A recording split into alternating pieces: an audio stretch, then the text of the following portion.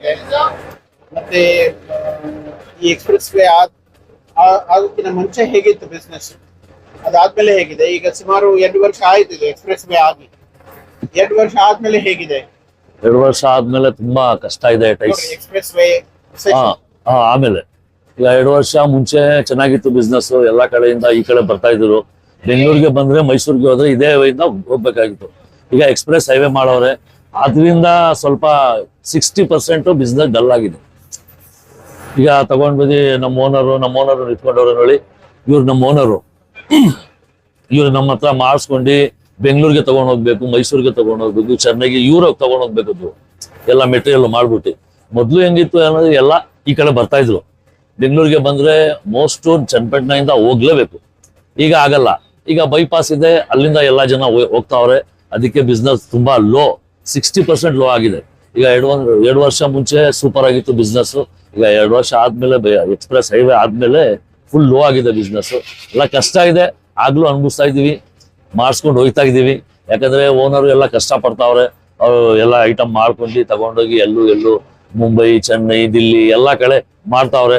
ನಮ್ಗೆ ಕೂಲಿ ಸಿಗ್ತಾ ಇದೆ, ನಮ್ ಜೀವನ ನಡೀತಾ ಇದೆ. ಆಗ್ಲೂ ಸ್ವಲ್ಪ ಕಷ್ಟ ಇದೆ. ಇದು ಈ ಸಂಬಂಧದಲ್ಲಿ ಇದು ಕಾರ್ಮಿಕರಿಂದ ಅಥವಾ ಕಲಾವಿದರಿಂದ ಸರ್ಕಾರಕ್ಕೆ ಏನಾದ್ರು ನೀವು ಮೆಮೊರಾಂಡಮ್ ಏನಾದ್ರು ಕೊಟ್ಟಿದ್ದೀರಾ? ಅಥವಾ ಮೆಮೊರಾಂಡಮ್ ಅಂದ್ರೆ ಹೈವೇದಿಂದ ಒಂದು ದಾರಿ ಚನ್ನಪಟ್ಟಣಕ್ಕೆ ಕೆಳಗೆ ಇಳಿಯೋ ಹಾಗೆ ಮಾಡ್ಲಿಕ್ಕೆ ಏನಾದ್ರು? ಆಯ್ತಾಯ್ತಾ ಮಾಡವ್ರೆ. ಈಗ ರಾಮನಗರಿಂದ ಹತ್ಬಿಟ್ರೆ ನೈಸ್ ರೋಡ್ ಡೈರೆಕ್ಟ್ ಆಗಿ ಚನ್ನಪಟ್ಟಣಾಗಿದೆ. ಚನ್ನಪಟ್ಟಣಗೆ ಟೌನ್ ಇಂದ ಒಂದು 5 ಕಿಲೋಮೀಟರ್ ಮುಂದೆ ಇದೆ ಬಳ್ಳೂರು ಅಂತ. ಅಲ್ಲಿಂದ ಇದು ಕ್ರಾಸಿಂಗ್ ಕೊಟ್ಟವ್ರೆ, ಯೂಟರ್ನ್ ಕೊಟ್ಟವ್ರೆ, ಅಲ್ಲಿಂದ ಕೊಟ್ಟವ್ರೆ, ಎಕ್ಸಿಟ್ ಕೊಟ್ಟವ್ರೆ. ಆದ್ರೆ ತಿರ್ಗಿಸ್ಕೊಂಡ್ ಬರ್ಬೇಕು ಗಾಳಿಗಳು, ತಿರ್ಗಿಸ್ಕೊಂಡ್ ಬರಕ್ ಆಗಲ್ಲ. ಯಾಕಂದ್ರೆ ತಿರ್ಗಾ ಸ್ಟ್ರೈಟ್ ಹೋಗೋದು. ಎಲ್ಲ ಈ ಕಡೆ ಇರೋದು, ಆ ಕಡೆ ಏನೂ ಇಲ್ಲ. ಆ ಕಡೆ ಎಲ್ಲ ಹೋಟ್ಲಿರೋದು, ಎಲ್ಲ ತಿಂಡಿ ಮಾಡೋದು ಹೋಟ್ಲಿದೆ, ಇಂಪರ್ ಹೋಟ್ಲಿದೆ, ವೈಶಾಲಿ ಹೋಟ್ಲಿದೆ. ತಿರ್ಗಾ ವಾಪಸ್ ಬರ್ಬೇಕಂದ್ರೆ ಸ್ವಲ್ಪ ಕಷ್ಟ. ಅದಕ್ಕೆ ಏನೇನೋ ಮಾಡ್ಕೊಂಡು ಹೋಯ್ತಾ ಇದೀವಿ. ಈಗ ಮೊದಲು 200-150 ರೂಪಾಯಿ ಸಂಪಾದನೆ ಮಾಡ್ತಾ ಇದ್ದು. ಈಗ 2014 ತಿರ್ಗಾ ಬಿಜೆಪಿ ಸರ್ಕಾರ ಕೂತ್ಕೊಂಡು, ನರೇಂದ್ರ ಮೋದಿ ಅವರು ಕೂತ್ಕೊಂಡು ತಿರ್ಗಾ ನಮ್ಗೆ ಏನೇನೋ ಅನುಕೂಲ ಕೊಟ್ಟವ್ರೆ ಈ ಬಿಸ್ನೆಸ್ ಅಲ್ಲಿ. ಈಗ ಇನ್ಸ್ಟಾಲ್ ಕೊಡ್ತಾವ್ರೆ ಮುಂಬೈಯಲ್ಲಿ, ದಿಲ್ಲಿಯಲ್ಲಿ, ಕಲ್ಕತ್ತಾ ಅಲ್ಲಿ, ಬನಾರಸ್, UP, ಮಧ್ಯಪ್ರದೇಶ ಎಲ್ಲಾ ಕಡೆ ಇನ್ಸ್ಟಾಲ್ ಕೊಡ್ತಾವ್ರೆ. ಅಲ್ಲಿ ಬಿಸ್ನೆಸ್ ಸ್ವಲ್ಪ ಚೆನ್ನಾಗಿ ನಡೀತಾ ಇದೆ. ಈಗ ವರ್ಕರ್ ಒಂದು 800-900 ರೂಪಾಯಿ ಆರಾಮಾಗಿ ಸಂಪಾದನೆ ಮಾಡ್ತಾವ್ರೆ. ಆಗ್ಲೂ ವರ್ಕರ್ಗೆ ಏನೂ ಬೆನಿಫಿಟ್ ಇಲ್ಲ ಇದರಲ್ಲಿ. ಸರ್ಕಾರ ಏನು ಕೊಡಲ್ಲ, ಬರೀ ಕೊಡ್ತೀನಿ ಅಂತ PM ವಿಶ್ವಕರ್ಮ ಇಂದ ತಿರ್ಗಾ ನಮ್ಗೆ ಟೂಲ್ಸ್ ಕಿಟ್ ಸಿಕ್ತು, ಅದು ಸಿಕ್ತು, ಇದು ಸಿಕ್ತು. 1 ಲಕ್ಷ ರೂಪಾಯಿ ಲೋನ್ ಕೊಡ್ತೀನಿ ಅಂದ್ರು, ಸಿವಿಲ್ ಕೇಳಿದ್ರು, ಅದಕ್ಕೆ ಯಾರಿಗೂ ಲೋನ್ ಬಂದಿಲ್ಲ. ಆಲ್ಮೋಸ್ಟ್ ಒಂದು 30% ಜನಕ್ಕೆ ಲೋನ್ ಬಂದಿದೆ, 70% ಜನಕ್ಕೆ ಲೋನ್ ಬಂದಿಲ್ಲ. ಟೂಲ್ ಕಿಟ್ ಇಂದ ಕೊಟ್ಟವ್ರೆ. ಇದು ಟೈಲರಿಂಗ್ ಮಿಷಿನ್ ಕೊಟ್ಟವ್ರೆ, ಮಾಡೋದು ನಾವು ಟೈಸ್ ಕೆಲಸ ಕೊಟ್ಟಿರೋದು ಟೈಲರಿಂಗ್ ಮಿಷಿನ್. ಅದು ತಗೊಂಡು ಏನ್ ಮಾಡಕೈತದೆ? ಈ ತರ ಕೊಡೋದು ಗೌರ್ಮೆಂಟ್ ಸ್ಕೀಮು. ಈಗ ಯಾರ್ಯಾರು NGO ಮಾಡ್ಕೊಬಿಟ್ಟವ್ರೆ, 3-4 NGO ಇದೆ ಚನ್ನಪಟ್ಟಣದಲ್ಲಿ. ಅವ್ರು ತಗೊಂಡೋಗಿ 2 ಕೋಟಿ 3 ಕೋಟಿ PM ವಿಶ್ವಕರ್ಮ ಇಂದ ರಿಲೀಸ್ ಮಾಡ್ಕೊಂಡು ಬರ್ತಾವ್ರೆ. ಅವ್ರ ಜೀವನ ಅವ್ರು ಮಾಡ್ಕೋತಾವ್ರೆ. ಆ ತರ ನಡೀತಾ ಇರೋದು ಇಲ್ಲಿ. ಈಗ ನಿಮ್ಗೆ ತೋರ್ಸಲ್ಲ, ಇದು ಕಲಾನಗರ್ ಅಂತ. ಈಗ ಒಂದು 35 ಇಯರ್ಸ್ ಮುಂಚೆ ನಮ್ MLA ಕೊಟ್ಟಿದ್ದು ಇದು ಜಾಗ, ಎಲ್ಲ ಟೈಸ್ ಕೆಲಸ ಮಾಡೋರಿಗೆ ಅಂತ. ಎಲ್ಲ ಅವರೇ ಮಾಡ್ಕೊಂಡು ಬಂದಿರೋದು, ಎಲ್ಲ ಟೈಸ್ ಕೆಲಸ ಮಾಡೋರೆ ಇರೋದು ಇಲ್ಲಿ. ಅದಕ್ಕೆ ಈ ಏರಿಯಾ ಹೆಸರು ಕಲಾನಗರ್ ಅಂತ ಮಡಗವ್ರೆ. ನಾವು ಇಲ್ಲೇ ಕೆಲಸ ಮಾಡ್ತಾ ಇದ್ದೀನಿ, 30 ವರ್ಷದಿಂದ ಕೆಲಸ ಮಾಡ್ತಾ ಇದ್ದೀನಿ ನಾನು. ಇವಾಗಿಂದ ಅಲ್ಲ, 92, 91, 92 ಅಲ್ಲಿ ಕಲ್ದಿರೋದು ನನ್ನ ಕೆಲಸ. 7th ಹೋಗ್ತಾ ಇದೆ, ಆವಾಗ ಕಲ್ದಿರೋದು ಕೆಲಸ. ಆವಾಗಿಂದ ಇನ್ನೂ 2026 ಇನ್ನೂ ದುಡಿತಾನೆ ಇದ್ದೀನಿ. ಇನ್ನು ಮುಂದೆ ದುಡ್ಕೊಂಡು ಬರ್ತಾ ಇರ್ತೀನಿ, ನೋಡೋಣ ಆಮೇಲೆ. ನಿಮಗೆ ಏನು ಕಷ್ಟಗಳಿದ್ದಾವೆ, ಈ ಕಷ್ಟಗಳನ್ನ ಪರಿಹಾರ ಹುಡುಕೊಳ್ಳಲಿಕ್ಕೆ ಸರ್ಕಾರಕ್ಕೆ ನೀವು ಇದು ಕಾರ್ಮಿಕರ ವತಿಯಿಂದ ಏನಾದ್ರು ಮೆಮೊರಾಂಡಮ್ ಏನಾದ್ರು ಕೊಟ್ಟಿದ್ದೀರಾ? ಕೊಟ್ಟಿಲ್ಲ. ಅವರೇ ಬರ್ತಾರೆ, ಅವರೇ ನೋಡ್ಕೊಂಡು ಹೋಗ್ತಾರೆ, ಎಲ್ಲಾ ಬರ್ತಾರೆ. ಅಮಿತ್ ಶಾ ಅವರು ಬಂದಿದ್ರು, ಮೋದಿ ಅವರು ಬಂದಿದ್ರು. ಮೋದಿ ಅವ್ರಿಗೆ ಇಲ್ಲಿಂದ ಗಿಫ್ಟ್ ನಮ್ಮ ಫ್ರೆಂಡ್ ಹಮೀದ್ ಅಂತ ಅವರೇ ಮಾಡ್ಕೊಟ್ಟಿದ್ದು. ಅವ್ರಿಗೆ ಹನುಮಾನ್ ಆಂಜನೇಯನ ಅಂತ ಒಂದು ದೊಡ್ಡ ಟೈದು ಉದ್ದು, ಅವ್ರಿಗೆ ಅದೇ ಗಿಫ್ಟ್ ತಗೊಂಡೋಗಿರೋದವ್ರು. ಇಲ್ಲಿಂದ ಚನ್ನಪಟ್ಟಣಕ್ಕೆ ಬಂದಿದ್ರು, ಒಂದು 2 ವರ್ಷ ಮುಂಚೆ ಬಂದಿದ್ರು ಅವರು, ಅದೇ ಗಿಫ್ಟ್ ತಗೊಂಡೋಗಿರೋದು. ಆಮೇಲೆ ಒಬಾಮಾ ಬಂದಿದ್ರು, ಅಮೆರಿಕ ಪ್ರೆಸಿಡೆಂಟ್ ಮೈಸೂರಿಗೆ, ಅವರು ಚನ್ನಪಟ್ಟಣ ಟೊಯ್ ಗೊಂಬೆ ತಗೊಂಡೋಗಿದ್ರು. ಅದೇ ಸ್ಟಾರ್ಟ್ ಆಗಿದ್ದು, ಅವ್ರಿಗೆ ಇಷ್ಟ ಆಗಿದ್ದು ಅದೇ ತಗೊಂಡೋಗೋರೆ. ಆಗ್ಲೂ ಅದ್ ಹೇಳ್ತೀನಿ ಎಲ್ಲ, ಏನೋ ಹೆಸರು ದೊಡ್ಡ ದರ್ಶನ ಚಿಕ್ಕದು ಅಂತ, ಆ ತರ ಕೆಲಸ ಇದು. ಆ ತರ ಮಾಡ್ಕೊಂಡು ಬರ್ತಾವ್ರೆ. ಸರ್ಕಾರ ಏನು ಪರಿಹಾರ ಕೊಟ್ಟಿಲ್ಲ, ಏನು ಮಾಡ್ಲಿಲ್ಲ. ಇನ್ಶೂರೆನ್ಸ್ ಅಂತ ಮಾಡವ್ರೆ, ಅದಕ್ಕೆ ಏನು ಬೆನಿಫಿಟ್ ಇಲ್ಲ. ಹೆಚ್ ಕಾರ್ಡ್ ಅಂತ ಮಾಡ್ಕೊಟ್ಟವ್ರೆ ಟೈಸ್ ಕೆಲಸ ಅವ್ರಿಗೆ. ಅದರಲ್ಲಿ ನಿಮ್ಗೆ ಏನಾರ ಸಿಕ್ಕತ್ತೆ, ಲೋನ್ ಸಿಕ್ಕತ್ತೆ, ಅದ್ ಸಿಕ್ಕತ್ತೆ, ಬೆನಿಫಿಟ್ ಸಿಕ್ಕತ್ತೆ, ವರ್ಷಕ್ಕೆ ಒಂದ್ಸತಿ ಏನಾರ ನಿಮ್ಗೆ ಒಂದ್ ಸಿಕ್ಕತ್ತೆ ಅಂತ. ಆ ಹೆಚ್ ಕಾರ್ಡ್ ಅಲ್ಲಿ ಈಗ ಅವನ 500 ವರ್ಕರ್ ಇದೆ, 5,000 10,000 ಹೆಚ್ ಕಾರ್ಡ್ ಇದೆ. ಎಲ್ಲ ಹೋಟೆಲ್ ಕೆಲಸ ಮಾಡೋರ್ಗೆ, ಎಲ್ಲ ಗುಜರಿ ಕೆಲಸ ಮಾಡೋರ್ಗೆ, ಮೆಕ್ಯಾನಿಕ್ಗಳಿಗೆ, ಆಟೋ ಡ್ರೈವರ್ಗೆ, ಅವ್ರಿಗೆ ಹೆಚ್ ಕಾರ್ಡ್ ಮಾಡ್ಕೊಟ್ಟವ್ರೆ. ಅವ್ರೆಲ್ಲ ಟೈಸ್ ಕೆಲಸ ಮಾಡೋರ. ಟೈಸ್ ಕೆಲಸ ಮಾಡೋರ್ಗೆ ಏನು ಇದಿಲ್ಲ, ಪರಿಹಾರ ಇಲ್ಲ. ಇರುವುದು ಬರೀ ಮನೆಯಲ್ಲಿ ಸೂಟ್ ಕೇಸಲ್ಲಿ ಮಲಗಿದ್ದೀನಿ ಅಷ್ಟೇ. ಏನು ಆಮೇಲೆ ಏನು ನಮ್ಗೆ ಅದರಿಂದ ಲಾಭ ಸಿಗ್ತಾ ಇಲ್ಲ. ಅದು ಸಿಕ್ಕುವಾಗ ಮಾಡ್ಬೇಕು ನಮ್ಮ ಸರ್ಕಾರ, ಏನಾರ ಒಂದು ಮಾಡ್ಬೇಕು, ಏನಾರ ಒಂದು ಇನ್ಸ್ಟಾಲ್ ಅಂತ ಇಲ್ಲಿ ಮಳಿಗ್ಬೇಕು. ಎಲ್ಲ CCP ಇಂದ ಇದು ಎಲ್ಲ ಇಟ್ಕೊಟ್ಟವ್ರೆ, ಜಾಗ ಕೊಟ್ಟವ್ರೆ. 20 ಲಕ್ಷ 30 ಲಕ್ಷ 40 ಲಕ್ಷ ಎಲ್ಲಿಂದ ತಗೊಬರ್ಬೇಕು? ಅದು 20 30. ಅವ್ರೆಲ್ಲ ದುಡ್ಡವರು ಇರುದಲ್ಲಿ ಎಲ್ಲ ಬಿಸ್ನೆಸ್ ಮ್ಯಾನು, ಅವ್ರಿಗೆ ಎಲ್ಲ ಜಾಗ ಸಿಕ್ಕಿದೆ ಅಲ್ಲಿ. ಇಲ್ಲಿಂದ ಒಂದು 6 ಕಿಲೋಮೀಟರ್ ಇದೆ, ಅಲ್ಲಿ ಹೋಗಿ ಕೆಲಸ ಮಾಡ್ಕೊಂಡು ಬರ್ಬೇಕು. ಇಲ್ಲೂ ಕೆಲಸ ಮಾಡಿದ್ರೆ ಅದೇ ರೈಟು, ಅಲ್ಲಿ ಹೋಗಿದ್ರು ಕೆಲಸ ಮಾಡಿದ್ರೆ ಅದೇ ರೈಟು. ಅಟ್ಲೀಸ್ಟ್ ನೋಡಿ, ಇದು ಒಂದು ಗೊಂಬೆ ಮಾಡ್ತೀವಿ ನಾವು. ಈ ಗೊಂಬೆ ಮಾಡಿದ್ರೆ ನಮ್ಗೆ ಇಲ್ಲಿ 10 ರೂಪಾಯಿ 12 ರೂಪಾಯಿ ಸಿಕ್ಕತ್ತೆ ಈ ಗೊಂಬೆ ಮಾಡಿದ್ರೆ. ಅಲ್ಲೋಗಿ 6 ಕಿಲೋಮೀಟರ್ ಹೋಗಿ ನಾವು ಈ ಗೊಂಬೆ ಮಾಡ್ಬಿಟ್ರೆ ಅಲ್ಲೂ ನಮ್ಗೆ 5.5, ಇನ್ನೂ 50 ಪೈಸೆ ಅವ್ರು ಇಳ್ಕೋತಾರೆ. ಆ ತರ ನಡೀತಾ ಇದೆ ಕೆಲಸ. ಯಾರು ಕೇಳೋರಿಲ್ಲ, ಯಾರು ಹೇಳೋರು ಇಲ್ಲ. ಅದಕ್ಕೆ ಇಲ್ಲಿ ಮಾಡಿದ್ರೆ ಬೆಟರ್ ಅಲ್ಲ. ಅಲ್ಲಿ ಹೋಗಿ ಏನ್ ಮಾಡ್ಬೇಕು?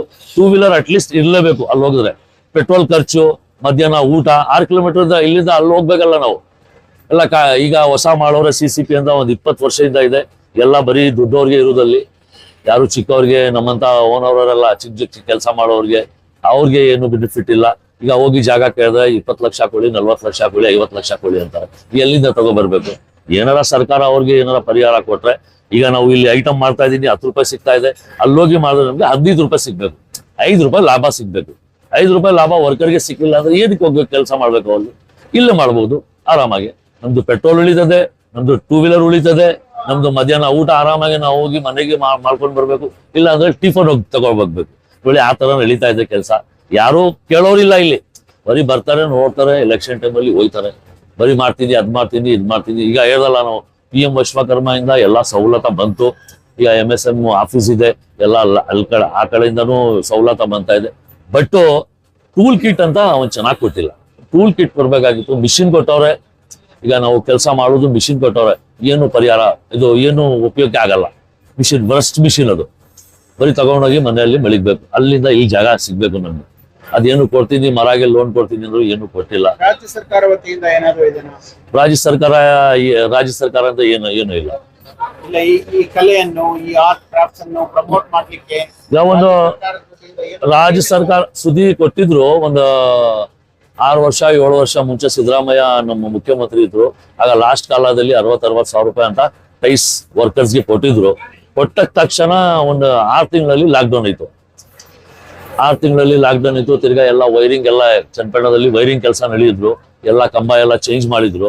ಲಾಕ್ಡೌನ್ 3-4 ತಿಂಗಳು ಹೋಯ್ತು. ಎಲ್ಲ ಲಾಕ್ಡೌನ್ ಅಲ್ಲಿ ಇದೇ ಕೆಲಸಕ್ಕೆ ನಮ್ಗೆ ತುಂಬಾ ತೊಂದರೆ ಬಂದಿದ್ದು. ಯಾಕಂದ್ರೆ ತಗೊಂಡೋಗಿ ಮಾಡಂಗಿಲ್ಲ, ಆಚೆ ತಗೊಂಡೋಗಿ ಮಾಡ್ಬೇಕು.